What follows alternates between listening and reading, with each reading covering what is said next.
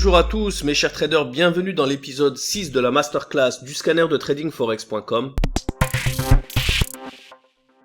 Et dans cet épisode, nous allons parler du range.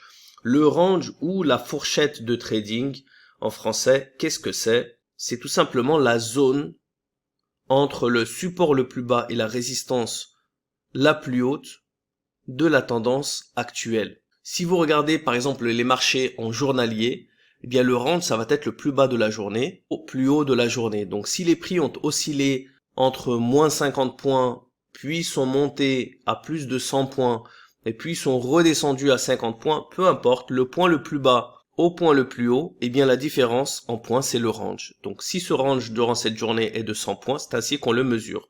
Dans notre cas, comme vous pouvez le voir, les prix commencent à peu près le 9 septembre au soir jusqu'au 13, ce qui correspond à un range entre 4 et 5 jours. Et dans ce range, eh bien le point le plus bas en termes de support face à la résistance la plus haute va être ici encadré d'un rectangle gris. Pourquoi ce range est important? De nombreux traders débutants ne le prennent pas vraiment en compte. Pourtant, dans la gestion du capital et gestion de risque, le range a vraiment son importance. Parce que imaginons que les prix montent en tendance haussière et que le range soit de 50 points, les retracements soient de 10 points.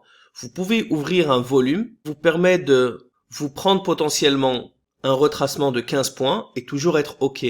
Maintenant, si vous tradez une paire de devises qui a un range de 300 points avec des retracements de 50 points, si vous ouvrez un volume qui vous permet simplement d'avoir un drawdown de 20 points, vous pouvez potentiellement vous faire toucher votre drawdown même si vous êtes toujours dans le bon sens et que ce petit retracement va se résorber, que la tendance va continuer et que vous seriez en profit, mais du fait que vous ayez ouvert un volume trop agressif par rapport au range, à la fourchette de trading de cette tendance, eh bien malheureusement vous allez finir perdant.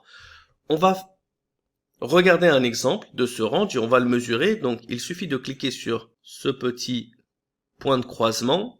On va aller sur le point le plus bas, cliquer et faire glisser jusqu'au point le plus haut. Et comme vous pouvez le voir, vous avez 95 points sur l'australienne. On peut arrondir par exemple à 100 points.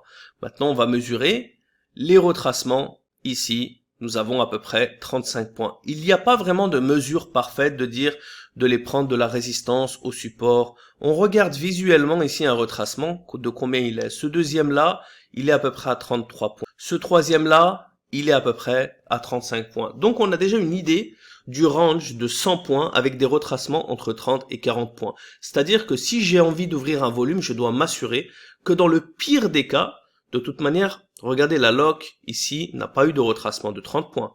Ici, dans le pire des cas où nous avions, même si cette lock n'est pas valide, nous avions ouvert une position ici. Comme vous pouvez le voir, même du plus bas, nous sommes simplement à 24 points. Mais il est toujours préférable de prendre en compte un plus grand retracement dans le cas où il y aurait un peu plus de volatilité pour pouvoir justement se prémunir de se faire stopper alors qu'on est dans le bon sens. Imaginez-vous ici que vous achetez à ce moment-là, vous vous faites stopper ici, par exemple, ou ici, alors que par la suite, les prix au moment de votre ouverture vous auraient donné 100 points additionnels. Donc ici, on a un range de 100 points. Comparons avec l'euro-dollar et vous allez comprendre que c'est un message très important. Regardez, nous avons ici 87 points, donc on est toujours dans les 100 points, ça va très bien. Regardons ici ce que nous avons avec le sterling dollar, qui est lui à 140 points, donc on est déjà beaucoup plus volatile. Regardons le New Zealand, qui est lui à 75 points. De toute manière, le dollar CAD a un petit range, mais de toute manière, sont tous les deux négatifs, donc il est sideways. C'est un marché qui est justement plat et qui est en range. C'est le cas de le dire, parce qu'il n'a pas de tendance.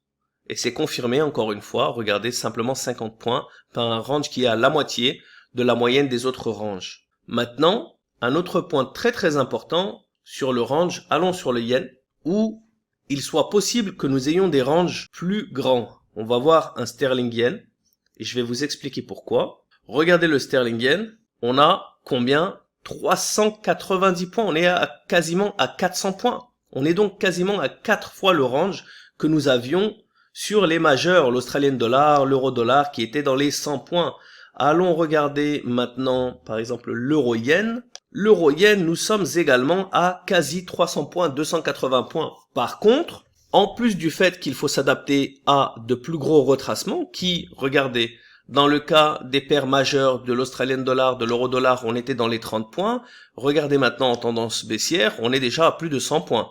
C'est pour cette raison qu'il faut faire attention au volume global et il vaut mieux ouvrir un volume bien plus conservateur et bien plus petit qui soit capable d'englober les retracements ou les pullbacks de toute votre paire de devises. Donc si par exemple vous avez un basket uniquement du dollar, bien vous allez pouvoir adapter votre volume par rapport au range que vous avez sur cette devise. Mais si vous ouvrez par exemple un deuxième basket sur le yen, bien dans ce cas vous pourrez changer votre volume et potentiellement ouvrir un volume plus faible. Et enfin, un concept que je vais développer un peu plus dans la prochaine vidéo qui traitera sur le volume, c'est vraiment d'adapter votre volume également à la valeur du pip. Parce que comme vous le savez, la valeur du pip, ou en anglais pip value, de chaque point est différente en fonction de la paire de devises. Sur les paires de devises majeures, par exemple, telles que l'Australian dollar, l'euro dollar, le sterling dollar, il est de 10 dollars par point par lot. Donc si vous ouvrez par exemple 0.1 lot, votre pip value sera de 1 dollar par point.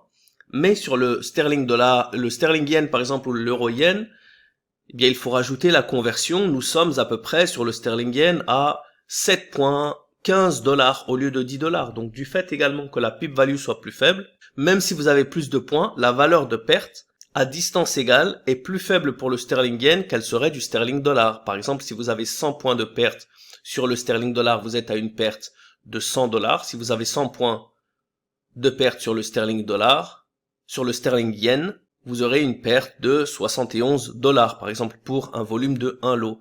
Et donc, c'est vraiment toute cette gestion que je vais expliquer en détail dans les prochaines vidéos. Ça sera expliqué dans la prochaine vidéo sur le volume et ça sera également très bien expliqué dans la partie simulateur. Donc, ce n'est pas simplement que je vous pose un problème, je vous offre des solutions sur différents angles. Il faut prendre en compte le range pour savoir mesurer les retracements potentiels et y adapter pour votre drawdown le volume.